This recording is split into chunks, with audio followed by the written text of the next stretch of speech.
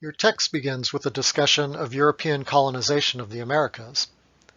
When Europeans arrived in the New World, they did not find an empty continent, but rather one populated by a rich diversity of indigenous cultures. The history of relations between indigenous peoples and European settlers is a little bit beyond the scope of this course. But in this brief lecture, I will touch upon one of the interactions between Native Americans and European colonists that mattered a great deal for governance in America.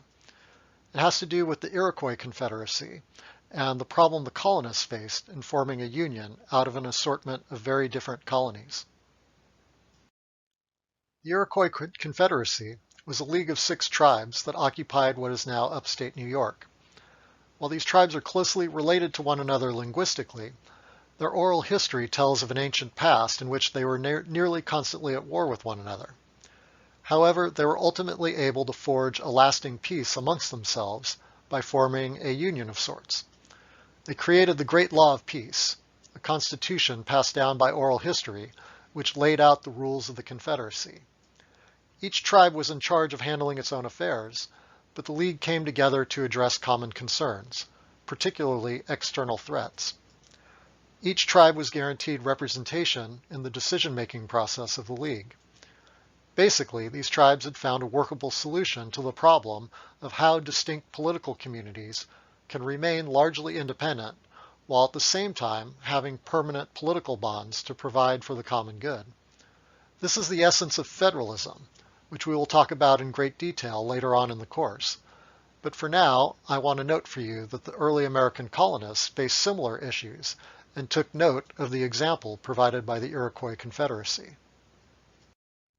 By the mid-1700s, even before the colonists began calling for independence from Britain, many thought there needed to be a union amongst the colonies. During this time, colonies in the Northeast, including Pennsylvania, had extensive diplomatic relations with the Iroquois nations. Benjamin Franklin was impressed with the governing arrangements of the Iroquois tribes and wrote in a letter to a friend, "It would be a very strange thing if 6 nations of ignorant savages should be capable of forming a scheme for such a union, and yet that a like union should be impracticable for 10 or a dozen English colonies." Now, Franklin's language is offensive and shows a great deal of cultural chauvinism, but it also demonstrates that one of the premier architects of American government saw in the Iroquois Confederacy an example of the type of union he was trying to create.